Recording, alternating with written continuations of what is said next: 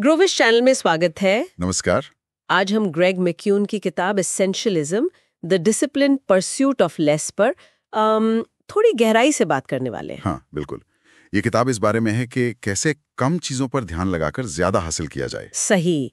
तो इसका जो मूल आइडिया है वो क्या है? कम लेकिन बेहतर। हाँ, वही लेस बट बेटर। मतलब ये समझना कि हमारी ताकत, हमारा टाइम कहाँ लगना चाहिए। क्योंकि सच तो ये है कि ज्यादातर चीजें वो जरूरी नहीं होती। हाँ, बस शोर होती है। बिल्कुल, बस शोर। तो पहले चैप्टर से शुरू करते हैं, द एसेंशियलिस्ट। ये शोर और जरूरी का फर्क कैसे समझाता है? ये कहता है कि एसेंशियलिस्ट वो इंसान है जो लगातार, मतलब हर वक्त ये फर्क करने की कोशिश करता है। अच्छा। जैसे वो डिजाइनर थे ना, डीटर एम्स। अच्छा। उनका मानना था कि अच्छा डिजाइन वही है जिसमें से हर फालतू चीज हटा दियो, बस एसेंस मतलब सार बचा हो। ओके। तो एसेंशियलिज्म जिंदगी के लिए वैसा ही नजरिया है। लेकिन ज्यादातर लोग शायद ऐसे नहीं सोचते।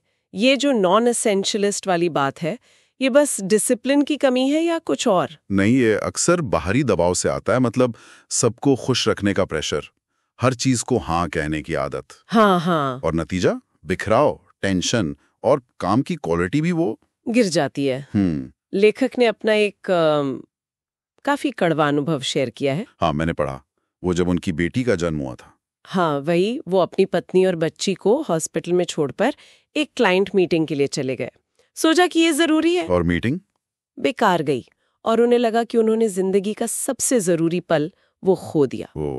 और ये बात भी बड़ी दिलचस्प है कि कई बार कामयाबी ही इस बिखराव की जड़ बन जाती है। बिल्कुल। इसे वो सफलता का विरोधाभास कहते हैं। Paradox of success. हाँ।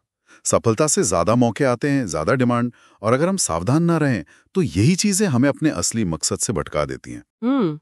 जिम कॉलिंस ने भी इस बारे में लिखा है ना, हाउ द माइटी फॉल में। सही कहा। एसेंशियलिज्म इससे बचने का तरीका है। इसके 3 स्टेप्स हैं। एक्सप्लोर करो क्या जरूरी है, फिर एलिमिनेट करो जो जरूरी नहीं है, और आखिर में एग्जीक्यूट करो, जरूरी काम को अच्छे से करो। ठीक है, तो पहला कदम शायद सोच बदलने का है, जो हमें चैप्टर 2 पर लाता है, चूज मतलब चुनाव करने की ताकत। हाँ, ये बुनियाद है। लेखक कहते हैं कि चुनने की काबिलियत ही हमें इंसान बनाती है। उन्होंने खुद लॉ स्कूल इसलिए छोड़ा क्योंकि उन्हें लगा कि ये उनकी अपनी चॉइस नहीं थी। तो ये फर्क है मुझे करना है और मैं करना चुनती हूँ के बीच। ऐसा लगता है बहुत लोग पहले वाले में फंस जाते हैं। बिल्कुल। जब हम कहते हैं मुझे करना है तो हम अपनी पावर किसी और को या हालात को दे देते हैं। इसे वो सीखी हुई लाचारी कहते हैं, लर्न्ड हेल्पलेसनेस। अच्छा। हाँ। एसेंशियलिस्ट अपनी चुनने की ताकत को पहचानता है, वो इसे इस्तेमाल करता है। वो जानता है कि हर पल, हर सिचुएशन में हमारे पास एक चॉइस होती है। ठीक है, चॉइस तो है, पर सही चीज चुनना वो असली चैलेंज है। यहां आता है चैप्टर 3, डिसर्न, फर्क पहचानना। हाँ, और इसकी जो कोर बात है ना, वो थोड़ी चौंकाने वाली है। क्या? कि लगभग हर चीज महत्वहीन है, मतलब अनइम्पॉर्टेंट। हर चीज? हाँ, लगभग हर चीज। नॉन एसेंशियलिस्ट को लगता है सब जरूरी है, पर एसेंशियलिस्ट समझता है कि बहुत कम चीजें हैं जो असल में मायने रखती हैं। वो कुछ जरूरी को ढेरों फालतू से अलग करता है। ये तो वो 80-20 रूल जैसा है, पैरेटो प्रिंसिपल। बिल्कुल वही। 20% कोशिशें 80% नतीजे देती हैं। जोसेफ जोरान ने इसे law of the vital few कहा था, और जापान की क्वालिटी क्रांति में इसका बड़ा हाथ था। उन्होंने सिखाया कि कुछ मेन प्रॉब्लम्स पर फोकस करो, बड़े रिजल्ट्स मिलेंगे। जैसे वॉरेन बफेट की इन्वेस्टिंग। हाँ, बेहतरीन उदाहरण। उनकी 90% वेल्थ सिर्फ 10 इन्वेस्टमेंट से आई है। कम लेकिन सही चीजों पर बड़ा दांव। फर्क पहचानने का मतलब ट्रेड ऑफ्स को मानना भी है ना? किसी एक चीज को हाँ कहना मतलब बाकियों को ना कहना। ये मुश्किल होता है। मुश्किल है, पर जरूरी है। एसेंशियलिस्ट ये समझता है। जैसे साउथवेस्ट एयरलाइंस। हाँ, उनका उदाहरण दिया है। उन्होंने कम दाम पर फोकस करने के लिए जानबूझकर फैसला किया। सीट रिजर्वेशन नहीं, खाना नहीं, कुछ खास रूट्स पर ही उड़ेंगे। साफ ट्रेड ऑफ। और उनकी कॉम्पिटिटर कॉन्टिनेंटल लाइट ने नकल करने की कोशिश की, पर वो पुरानी महंगी सर्विस भी चलाते रहे। हाँ, और वो फेल हो गए क्योंकि वो 2 नाव पर पैर रखने की कोशिश कर रहे थे। इसे स्ट्रैडलिंग कहते हैं। ये पर्सनल लाइफ में भी उतना ही सच है। बिल्कुल। किताब में उदाहरण है कि कैसे माँ बाप ने बच्चे को हार्वर्ड भेजने के लिए गैर जरूरी एक्टिविटीज हटाकर कुछ चीजों पर फोकस किया वगैरह छोड़कर बच्चों के साथ टाइम बिताने का ट्रेड ऑफ चुना। सही। तो एसेंशियलिस्ट बस चीजें छोड़ते नहीं हैं, वो सोच समझकर चुनते हैं, वो ज्यादा फर्क पहचानते हैं ताकि वो असल में कम लेकिन बेहतर कर सकें। तो संक्षेप में कहें तो एसेंशियलिज्म यही है, अपनी चुनने की शक्ति का इस्तेमाल करो, शोर से जरूरी को अलग करो और फिर जानबूझकर उन गिनी चुनी चीजों पर फोकस करो जो वाकई सबसे ज्यादा असर डालती हैं। इससे जिंदगी ज्यादा सार्थक और प्रभावी बनती है। हाँ बिल्कुल, ये सोचने वाली बात है। आज की इस चर्चा के बाद शायद लोगों के मन में ये सवाल आए, उनकी जिंदगी में वो कौन सी कुछ जरूरी चीजें हैं जिन पर फोकस करने से सबसे बड़ा पॉजिटिव फर्क पड़ सकता है। हाँ बिल्कुल, ये एक अच्छा सवाल है खुद से पूछने के लिए। तो चलिए अब एसेंशियलिज्म के दूसरे हिस्से पर बात करते हैं, एक्सप्लोर यानी अन्वेषण। हाँ, एक्सप्लोर मतलब यहाँ सवाल ये है कि इतनी सारी गैर जरूरी चीजों में से वो कुछ गिनी चुनी जरूरी चीजें कैसे पहचानें, बिल्कुल, जो वाकई में मायने रखती हैं। तो इसमें अध्याय 5 से 9 तक के आइडियाज हैं। शुरुआत अध्याय 5 से करते हैं। एस्केप, जगह बनाना। हाँ, सोचने के लिए, फोकस करने के लिए जगह बनाना, ये बहुत जरूरी है। आजकल हम इतने कनेक्टेड रहते हैं ना कि गहरे सोचने का वक्त ही नहीं मिलता। जैसे वो बिल गेट्स का मशहूर थिंक वीक। हाँ बिल्कुल, वो एक हफ्ता बस पढ़ने और सोचने में लगाते हैं, एकदम कट के। सही। या किताब में एक एग्जीक्यूटिव का भी उदाहरण था, याद है? जिसे एक बड़े प्रोजेक्ट के लिए मतलब बिना इंटरनेट वाले मोटेल में जाना पड़ा था। हाँ, ताकि कोई डिस्ट्रैक्शन ना हो। एग्जैक्टली। तो रोजमर्रा की जिंदगी में शायद इतना बड़ा कदम ना हो पाए, लेकिन शायद सुबह के 20 मिनट बिना ईमेल चेक किए बस कुछ क्लासिक पढ़ लिया। हाँ, क्यों नहीं, वो भी एक तरीका है। मतलब एक ऐसी जगह बनाना जहां मन भटके नहीं। ठीक है, तो जगह बनाने के बाद आता है अध्याय 6, लुक मतलब देखना। हाँ, देखना कि असली में क्या चल रहा है, सिर्फ ऊपरी तौर पर नहीं। वो पत्रकार नोरा एफ्रॉन वाला किस्सा याद है? उनके टीचर ने कहा था, सिर्फ फैक्ट्स नहीं, मतलब समझो। हाँ, कि स्कूल मीटिंग की खबर का असली मतलब था गुरुवार को स्कूल नहीं होगा, ये थी काम की बात, वरना बाकी सब तो शोर था। बिल्कुल। और ये ना कर पाने का खतरा कितना बड़ा हो सकता है। वो ईस्टर्न एयरलाइंस फ्लाइट 401 वाला हादसा, हाँ, वो तो भयानक था। क्रू एक छोटी सी लैंडिंग गियर की लाइट पर मतलब इतना अटक गया कि उन्होंने ध्यान ही नहीं दिया कि प्लेन नीचे जा रहा है। उन्होंने बड़ी पिक्चर मिस कर दी। हाँ, हमें भी अपनी जिंदगी का पत्रकार बनना होगा। देखना होगा कि क्या सिर्फ शोर है और असली कहानी क्या है, मुख्य सवाल क्या है। ये वाकई सोचने वाली बात है, हम कितनी आसानी से छोटी चीजों में खो जाते हैं। खैर, अध्याय 7, प्ले, खेलना। ये थोड़ा अजीब नहीं लगता? बड़ों के लिए खेलना लगता है ना? अक्सर इसे फालतू समझा जाता है, टाइम वेस्ट। हाँ, लेकिन रिसर्च है जैसे स्टुअर्ट ब्राउन की, वो दिखाते हैं कि खेलना क्रिएटिविटी के लिए, नई चीजें सीखने के लिए, बदलाव में ढलने के लिए कितना जरूरी है। सिर्फ बच्चों के लिए नहीं। बिल्कुल नहीं। सर केन रॉबिन्सन भी तो यही कहते हैं कि हमारा जो सिस्टम है स्कूल का, काम का, वो अक्सर इस खेलने की मतलब क्रिएटिविटी की भावना को दबा देता है। तो प्ले सिर्फ अच्छा नहीं, जरूरी है। हाँ, एसेंशियल है। इसे काम में, जिंदगी में वापस लाना होगा। और खेलने के लिए या कुछ भी क्रिएटिव करने के लिए हमें खुद भी तो ठीक होना होगा। सही बात, जो हमें लाता है अध्याय 8 पर, स्लीप, नींद। अपनी सबसे कीमती संपत्ति को बचाना, यानी खुद को। हाँ, वो जेफ वाली कहानी याद है, वो सीईओ। हाँ, जिसने नींद को पूरी तरह नजरअंदाज कर दिया था और फिर हाँ, सेहत भी बिगड़ी और फैसले लेने की क्षमता भी, काम पर असर पड़ा। ये सिर्फ आराम की बात नहीं है फिर? नहीं, बिल्कुल नहीं।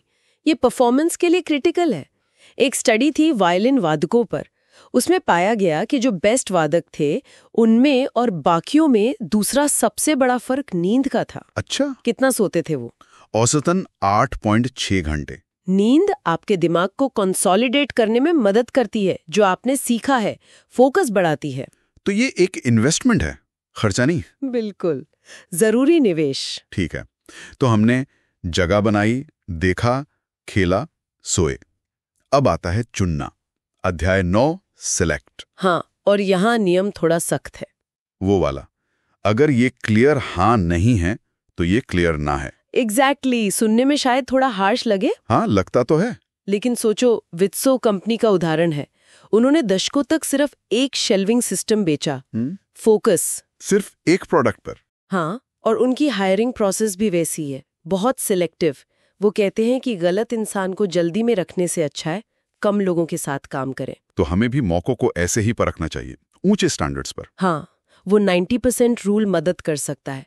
किसी मौके को 0 से 100 पर रेट करो। अगर वो 90 से कम है तो छोड़ दो। हाँ, या वो दूसरा सवाल पूछो। कौन सा? कि अगर मेरे पास ये मौका पहले से नहीं होता तो आज मैं इसे पाने के लिए क्या करने को तैयार होती। हाँ, ये चीजों को काफी क्लियर कर देता है ना। बिल्कुल। तो संक्षेप में कहें तो ये कुछ तरीके हैं जिनसे हम जरूरी और गैर जरूरी में फर्क करना सीख सकते हैं। सोचने के लिए जगह बनाना, हाँ, बड़ी तस्वीर देखना, खेलना, नींद को प्राथमिकता देना और बहुत सोच समझ कर चुनना, ये सब तरीके हैं एक्सप्लोर करने के। और जैसा आपने कहा, ये कोई एक बार का काम नहीं है, ये तो लगातार चलता रहेगा। बिल्कुल, एक प्रैक्टिस है ये। आज की बातचीत के बाद शायद सोचने के लिए एक बात ये हो सकती है कि ऐसी कौन सी एक चीज है हमारी जिंदगी में जिसे हम जानते हैं कि वो गैर जरूरी है पर उसे छोड़ने में हिचक रहे हैं। अच्छा सवाल है। शायद उस पर सोचना ही पहला कदम हो। तो आज हम एसेंशियलिज्म के तीसरे हिस्से पर आ गए हैं, मतलब उन तमाम गैर जरूरी चीजों से कैसे पीछा छुड़ाया जाए। हाँ बिल्कुल, ये हिस्सा इसी पर है कि वो जो अनगिनत छोटी बड़ी चीजें हैं ना, जो असल में मायने नहीं रखती, उन्हें कैसे पहचानें और हटाएं ताकि फोकस सिर्फ उन गिनी चुनी चीजों पर रहे जो जरूरी हैं। मतलब ये फालतू की भीड़ कम करनी है। एग्जैक्टली, फालतू की भीड़ हटाकर सिर्फ काम की चीजों पर ध्यान देना। तो पहला कदम स्रोत बताते हैं, क्लैरिटी। अध्याय 10, स्पष्टता। हाँ, स्पष्टता, क्योंकि जब लक्ष्य ही साफ नहीं होते, टीम के या अपने खुद के, तो फिर क्या होता है? Confusion, frustration. बिल्कुल, भ्रम, तनाव, और लोग फिर उन चीजों में वक्त और एनर्जी लगाने लगते हैं जिनका कोई मतलब नहीं। सही बात है। इसीलिए एक पावरफुल एसेंशियल इंटेंट, मतलब एक जरूरी इरादा होना चाहिए जो एकदम साफ हो। जैसे वो ब्रैड पिट के फाउंडेशन का उदाहरण दिया है, मेक इट राइट वाला। हाँ, उनका लक्ष्य कितना साफ था। लोअर 9th वार्ड के परिवारों के लिए 1500 सस्ते इको फ्रेंडली तूफान रोधी घर बनाना। सुनने में बहुत ठोस लगता है। वही तो, इसकी ताकत यही थी कि ये साफ बताता था कि सक्सेस दिखेगी कैसे, मतलब हमें पता कैसे चलेगा कि हम कामयाब हो गए। अच्छा। हाँ, जब ये साफ हो तो फिर गैर जरूरी चीजों को पहचानना और हटाना आसान हो जाता है। ठीक है, तो लक्ष्य साफ हो गया। अब आती है हिम्मत की बात। अध्याय 11, ना कहने की हिम्मत। उफ, और ये वाकई हिम्मत का काम है ना? हाँ, क्योंकि हमारा समाज वो अक्सर हाँ कहने वालों को पसंद करता है, भले ही वो गलत चीज के लिए हाँ कह रहे हो। और ना कहने वालों को थोड़ा अजीब समझा जाता है, जबकि शायद वही सही हो। तो वो ना कहना सीखना पड़ता है। मुश्किल तो है। इसमें वो सामाजिक अनुबंध वाली बात भी थी ना, जिन यूंग और उसके बॉस की। हाँ बिल्कुल। सामाजिक अनुबंध मतलब आपस में चीजें साफ कर लेना, एक्सपेक्टेशंस क्लियर करना। जैसे जिन यूंग ने अपने बॉस से साफ कर लिया कि भाई छुट्टी में या ऑफिस टाइम के बाद उनसे क्या उम्मीद रखनी है और क्या नहीं। तो जब नियम पहले से तय हो तो ना कहना आसान हो जाता है। अच्छा, ये हुई नई चीजों को ना कहने की बात। पर जो चीजें पहले से चल रही हैं, जिनमें हम फंसे हुए हैं, अध्याय 12, प्रतिबद्धता हटाना। हाँ, वो संक कॉस्ट बायस। हाँ, संक कॉस्ट बायस, मतलब किसी चीज में बस इसलिए पैसा या टाइम लगाते रहना क्योंकि पहले ही बहुत लगा चुके हैं। ये बहुत कॉमन है, जैसे वो कॉनकॉर्ड जेट का उदाहरण। हाँ, सुना है। टेक्नोलॉजी कमाल की थी पर फाइनेंशियली कभी चला ही नहीं, फिर भी सालों तक पैसा झोंकते रहे क्योंकि छोड़ना मुश्किल था। बिल्कुल। तो एसेंशियलिस्ट बनने के लिए वो हिम्मत चाहिए कि अपनी गलती मानो और नुकसान रोको, चाहे पहले कितना भी खर्च क्यों ना हुआ हो। तो ऐसी सिचुएशन में खुद से क्या पूछना चाहिए? स्रोत कुछ अच्छे सवाल बताते हैं, जैसे अगर मैं आज शुरू कर रहा होता तो क्या मैं इसमें अब भी इन्वेस्ट करता? अच्छा सवाल है। या फिर अगर मैं इसे अभी रोक दूं तो इस बचे हुए टाइम या पैसे का मैं और क्या बेहतर इस्तेमाल कर सकता हूँ? ये सोचने का नजरिया बदल देता है। हाँ, और ये सिर्फ पुरानी चीजों पर नहीं, नए मौकों पर भी लागू होता है। कैसे? पूछें, अगर ये मौका मेरे पास आज नहीं होता तो इसे पाने के लिए मैं क्या कीमत चुकाने को तैयार होता? इसके उसकी असली वैल्यू पता चलती है। कमाल है। अच्छा, इसके बाद अध्याय 13, एडिटिंग, जीवन को एडिट करना। हाँ, ये बड़ा दिलचस्प कॉन्सेप्ट है। इसकी तुलना एक फिल्म एडिटर के काम से की गई है। अच्छा। जैसे एडिटर घंटों की फुटेज से फालतू का हिस्सा हटाकर कहानी का सार निकालता है ना, हाँ। वैसे ही हमें अपने जीवन से गैर जरूरी काम, वादे, सामान ये सब एडिट करके हटाने होते हैं। वो ट्विटर वाले जैक डोर्सी का भी जिक्र है। हाँ, कि सीईओ का काम चीफ एडिटर जैसा है। बिल्कुल। तो एडिटिंग का मतलब सिर्फ काटना छाटना नहीं है। नहीं तो फिर क्या है? मतलब सिर्फ हटाना नहीं। एडिटिंग का मतलब है कम करना, फोकस करना और एसेंस निकालना, गैर जरूरी हटाकर जरूरी को और उभारना। समझ गया, ताकि जरूरी चीजें ज्यादा प्रभावी हों। एग्जैक्टली। और ये सब करने के लिए अध्याय 14 कहता है सीमाएं तय करो, लिमिट्स। हाँ, बिना सीमाओं के एडिटिंग कैसे होगी? सीमाएं तय करना वो बंधन नहीं है, बल्कि आजादी है। बिल्कुल। स्रोत यही कहते हैं। ये हमें सिखाता है कि कब हाँ कहना है, कब नहीं, कब दखल देना है, कब पीछे हटना है। जैसे वो जिन योंग ने छुट्टी के लिए ना कहा, वो एक सीमा थी। हाँ, वो पर्सनल बाउंड्री थी। इसी तरह अपनी टीम के साथ या सहकर्मियों के साथ भी स्पष्ट सामाजिक अनुबंध बनाना, वो प्रोफेशनल सीमाएं हैं, ताकि बेवजह के काम या डिस्टर्बेंस ना हो। बिल्कुल। और जरूरी कामों के लिए वक्त और एनर्जी बचे। तो कुल मिला के ये समझ आ रहा है कि गैर जरूरी चीजों को हटाना कोई एक दिन का काम नहीं, ये एक प्रोसेस है। हाँ, लगातार चलने वाला प्रोसेस, जिसमें साफ सोच, हिम्मत, पुरानी चीजों को छोड़ने का जिगरा, एडिटिंग स्किल्स और सीमाएं तय करने की कला, ये सब लगता है। सही कहा। और जाते जाते श्रोताओं के लिए एक विचार छोड़ जाते हैं। जरूर। अगर आज आप अपनी जिंदगी से सिर्फ एक गैर जरूरी चीज हटा सकें तो वो क्या होगी? और जरा सोचिए उस एक कदम से क्या फर्क पड़ेगा। तो आज एसेंशियलिज्म के भाग 4 पर बात करते हैं, एग्जीक्यूट। हाँ, मतलब कि जो जरूरी हमने पहचान लिया उसे असल में करें कैसे? बिल्कुल, और वो भी बिना ज्यादा मशक्कत के, आसानी से। ये बड़ा सवाल है। सही। और देखिए, किताब कहती है कि ये सिर्फ मतलब ज्यादा जोर लगाने की बात नहीं है। अच्छा। हाँ, ये एक सिस्टम डिजाइन करने की बात है। पहला कदम है एडिट करना। एडिट जैसे फिल्मों में होता है। हाँ, बिल्कुल वैसा ही। जैसे एक एडिटर फालतू सीन हटाकर कहानी को कसता है ना, वैसे ही हमें अपने कामों से, अपनी जिंदगी से गैर जरूरी चीजें हटानी है। इसमें वो मुश्किल वाला ना कहना भी आ गया फिर? हाँ, वो तो है ही। सोच समझकर ना कहना। और साथ ही अध्याय 14 वाली बात, लिमिट यानी सीमाएं तय करना। सीमाएं, अच्छा, बाउंड्रीज। बिल्कुल, ये बहुत जरूरी है, ताकि जो काम वाकई जरूरी है उनके लिए टाइम और एनर्जी बची रहे। नहीं तो क्या होता है? दूसरों के काम हावी हो जाते हैं। एग्जैक्टली। ठीक है, तो हमने गैर जरूरी हटाया, सीमाएं बनाई, लेकिन जब काम करने बैठते हैं तब भी तो लगता है कि वक्त कम पड़ गया। जितना सोचा था उससे ज्यादा लग रहा है। हाँ, ये तो बहुत कॉमन है। इसे ही तो प्लानिंग फैलेसी कहते हैं। हम हमेशा कम आंकते हैं टाइम को। तो इसका क्या इलाज है? किताब एक सिंपल रूल बताती है, बफर। मतलब जितना टाइम आपको लगता है कि लगेगा, उसमें 50% और जोड़ दीजिए। 50%? पूरा आधा? ये तो काफी ज्यादा है। हाँ, सुनने में लगता है, पर असल में ये बचाता है। सोचिए, अगर मीटिंग 1 घंटे की प्लान की है तो 1.5 घंटा ब्लॉक करें। इससे वो आखिरी मिनट की भागदौड़, वो तनाव कम होता है। अनएक्सपेक्टेड चीजें आ ही जाती हैं ना। बात तो सही है, अप्रत्याशित चीजों के लिए जगह रखना। अच्छा, ये तो हुई वक्त की बात। और भी रुकावटें होती होंगी? बिल्कुल, कई बार ऐसी बाधाएं होती हैं जो हमारी स्पीड कम कर देती हैं। इसीलिए अध्याय है सब्ट्रैक्ट। घटाना? क्या घटाना है? वो गाधाएं, वो रुकावटें जो हमें धीमा कर रही हैं। कई बार हमें पता भी नहीं चलता कि असली प्रॉब्लम क्या है। इसके लिए एक तकनीक है, रिवर्स पायलट। मतलब कोई एक्टिविटी थोड़े टाइम के लिए हटाकर देखो, क्या सच में कोई फर्क पड़ा? अगर नहीं, तो शायद वो उतनी जरूरी थी ही नहीं। दिलचस्प है, मतलब प्रयोग करके देखना कि क्या जरूरी है और क्या नहीं। हाँ, ठीक है, तो हमने फालतू चीजें एडिट की, लिमिट्स बनाई, बफर रखा, रुकावटें हटाई। अब असल में काम शुरू कैसे करें, खासकर अगर कोई बड़ा काम हो? यहाँ पर प्रोग्रेस और फ्लो वाले चैप्टर काम आते हैं। जरूरी नहीं कि एकदम से बड़ा कदम उठाएं। छोटी शुरुआत। हाँ, मिनिमल वायबल प्रोग्रेस, मतलब कम से कम कितनी प्रगति आज हो सकती है। रोज थोड़ा थोड़ा करने से मोमेंटम बनता है। वो हेनरी एरिंग वाली बात है ना? कौन सी? कि छोटे बदलाव जो हम अक्सर करते हैं उनमें बड़ी शक्ति होती है। और अपनी प्रोग्रेस को देखना, शायद कहीं लिखना या मार्क करना, वो भी मोटिवेट करता है। जैसे बचपन में स्टार चार्ट होता था। हाँ, स्टार चार्ट्स।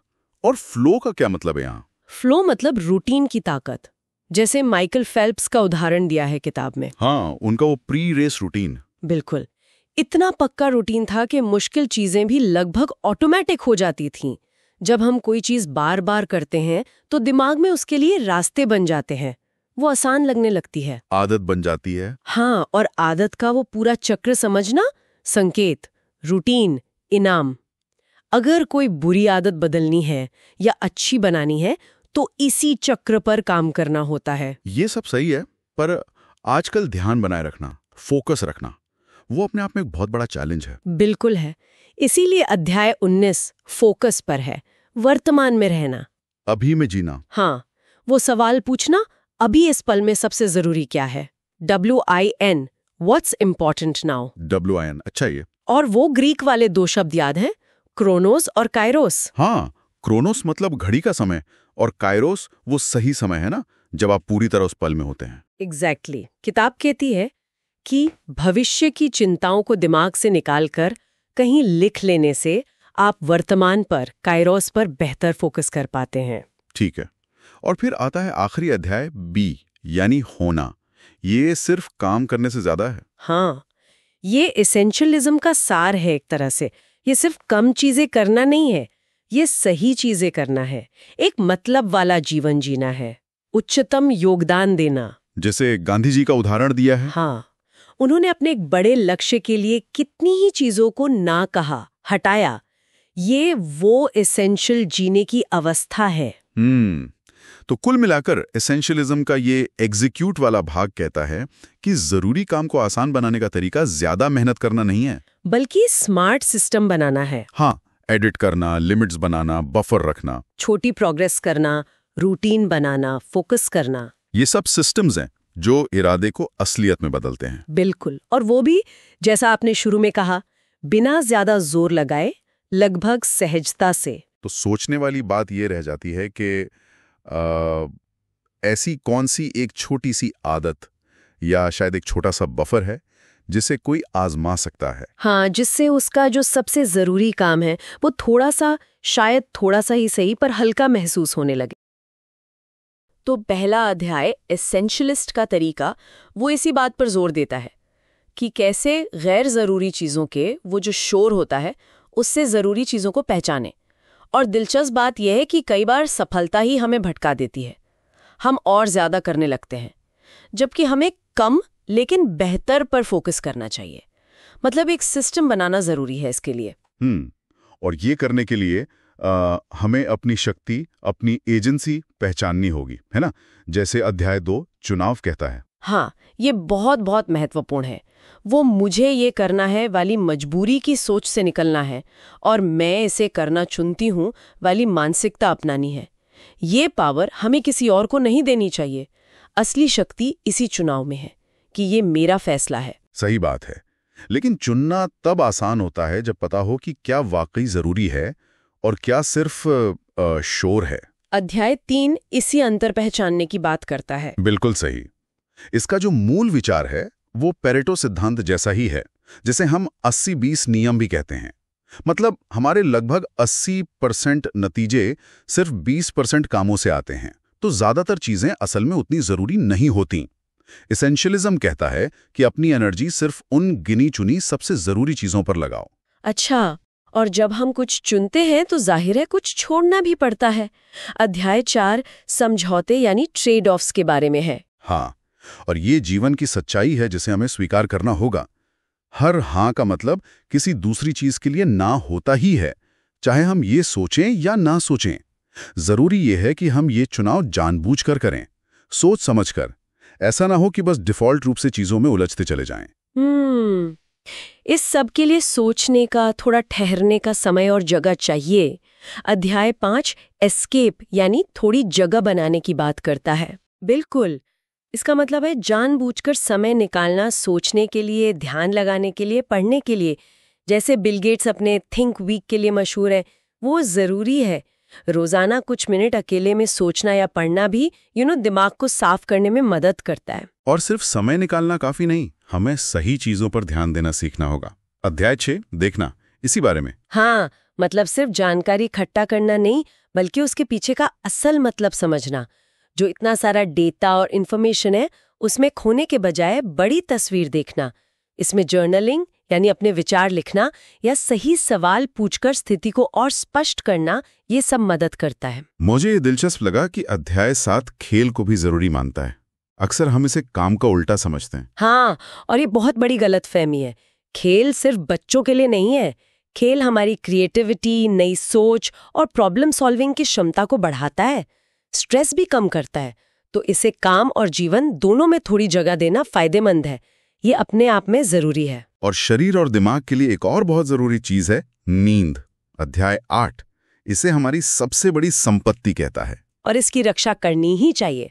पर्याप्त नींद सिर्फ सेहत के लिए नहीं, बल्कि हमारे काम की क्वालिटी, फैसले लेने की क्षमता और फोकस के लिए भी बेहद जरूरी है। इसे लग्जरी नहीं, बल्कि एक बुनियादी जरूरत समझना चाहिए। बिल्कुल। तो जब हम स्पष्ट सोच पाते हैं, तब आता है सही अवसर चुनना। अध्याय 9 चुनने पर दोबारा जोर देता है, पर इस बार मौकों के संदर्भ में। हाँ, और यहाँ नियम काफी सख्त है। अवसरों और वादों को बहुत ध्यान से परखें। अगर कोई चीज आपको पूरे दिल से हाँ नहीं लग रही, मतलब एक क्लियर यस नहीं है, तो उसे ना ही माने। सिर्फ वही चुने जो वाकई में जरूरी हो। वो 90% नियम जैसा कुछ। अगर 100 में से 90 से कम अंक मिले तो छोड़ दो। कठोर है, लेकिन शायद जरूरी है।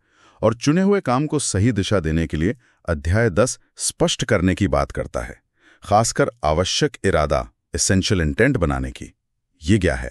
आवश्यक इरादा मतलब एक ऐसा लक्ष्य तय करना जो इतना साफ, सार्थक और मापने योग्य हो कि वो खुद ही गैर जरूरी चीजों को हटाने में मदद करे।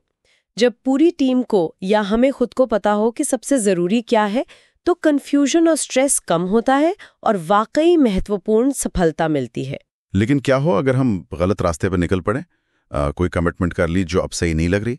अध्याय 12 पीछे हटने का साहस सिखाता है। हाँ, ये बहुत जरूरी है कि हम अपनी गलतियों को मान सकें और उन चीजों से पीछे हट सकें जो अब जरूरी नहीं रहीं, भले ही उनमें हमारा समय या पैसा लग चुका हो, जिसे डूबी हुई लागत या संक कॉस्ट कहते हैं। खुद से पूछें, अगर मैं आज इसमें शामिल नहीं होता तो क्या अब इसमें निवेश करता? अगर जवाब नहीं है तो बाहर निकलना बेहतर है। ये एक तरह से जीवन का संपादन करना हुआ, जैसे एक एडिटर करता है। अध्याय 13 संपादन में यही बताया गया है। बिल्कुल, जैसे एक संपादक गैर जरूरी शब्दों को हटाकर लेख को बेहतर बनाता है, वैसे ही हमें अपने जीवन से गैर जरूरी कामों, वादों और चीजों को हटाना सीखना होगा। इसका मतलब है कम करना, स्पष्ट करना और चीजों को संघनित करना। और हाँ, प्रभावी ढंग से ना कहना और अपनी सीमाएं बनाना इसी का हिस्सा है। कामों को करते समय अक्सर हम समय का गलत अनुमान लगा लेते हैं। मैंने तो कई बार किया है। अध्याय 15 बफर बनाने की सलाह देता है। हाँ, हम इंसानों में एक स्वाभाविक प्रवृत्ति होती है जिसे प्लानिंग फैलेसी कहते हैं। हम अक्सर कामों में लगने वाले समय को कम आंकते हैं। इसलिए अपने अनुमानों में खासकर जरूरी कामों के लिए 50% एक्स्ट्रा टाइम यानी बफर जोड़ना समझदारी है। इससे स्ट्रेस कम होता है और काम समय पर पूरा होने की संभावना बढ़ती है। अच्छा, बड़े लक्ष्यों की तरफ बढ़ते हुए अध्याय 17 प्रगति पर ध्यान देने को कहता है, लेकिन छोटी प्रगति पर। ऐसा क्यों? क्योंकि बड़ी सफलता अक्सर छोटी छोटी जीतों से मिलकर बनती है। इसलिए न्यूनतम व्यवहार्य प्रगति, मिनिमल वायबल प्रोग्रेस पर ध्यान दें। मतलब वो सबसे छोटा कदम जो आप आगे बढ़ा सकते हैं। इन छोटी जीतों का जश्न मनाएं और अपनी प्रगति को ट्रैक करें। इससे हौसला बना रहता है और मोमेंटम बनता है। और प्रगति को आसान बनाने के लिए अध्याय 18 प्रवाह यानी फ्लो की बात करता है, शक्तिशाली रूटीन के जरिए। हाँ, ऐसी दिनचर्या या रूटीन बनाएं जो जरूरी कामों को लगभग ऑटोमेटिक बना दे, ताकि उन्हें करने के लिए हर बार विल पावर पर निर्भर ना रहना पड़े। बुरी आदतों को शुरू करने वाले ट्रिगर्स पहचानें और उन्हें अच्छी जरूरी आदतों से बदलें। और इन सब के बीच अध्याय 19 हमें फोकस करने को कहता है, वर्तमान क्षण पर, अभी पर। बिल्कुल, हमारा दिमाग अक्सर या तो अतीत की बातों में उलझा रहता है या भविष्य की चिंता करता है। एसेंशियलिज्म कहता है कि हमें इस पल पर ध्यान केंद्रित करना सीखना होगा। अभी क्या महत्वपूर्ण है? पूरी तरह से वर्तमान में मौजूद रहना ही असली फोकस है। और अंत में अध्याय 20 होना बी हमें याद दिलाता है कि एसेंशियलिज्म सिर्फ कुछ टिप्स और ट्रिक्स नहीं है। नहीं, बिल्कुल नहीं। ये जीने का एक तरीका है, एक फिलॉसफी है। जैसे गांधी या बुद्ध या कई और सफल लोगों ने सचेत रूप से चुना कि वे अपना सीमित समय और ऊर्जा कहाँ लगाएंगे। ये बिना पछतावे के जीने का रास्ता है, जहां आप वो करते हैं जो आपके लिए सच में मायने रखता है। तो ये थे एसेंशियलिज्म के कुछ मुख्य विचार। उम्मीद है इससे हमारे सुनने वालों को अपनी प्राथमिकताएं समझने में थोड़ी मदद मिलेगी। हाँ, और अंत में शायद एक सवाल सोचने के लिए छोड़ सकते हैं। अगर आप आज अपनी सारी प्रतिबद्धताओं को शून्य से देखें तो उनमें से कितनी को आप वाकई दोबारा चुनेंगे? बहुत अच्छा सवाल है। हमें सुनने के लिए धन्यवाद। और ज्यादा जानकारी पूर्ण सामग्री के लिए ग्रोविश चैनल को सब्सक्राइब करना ना भूलें।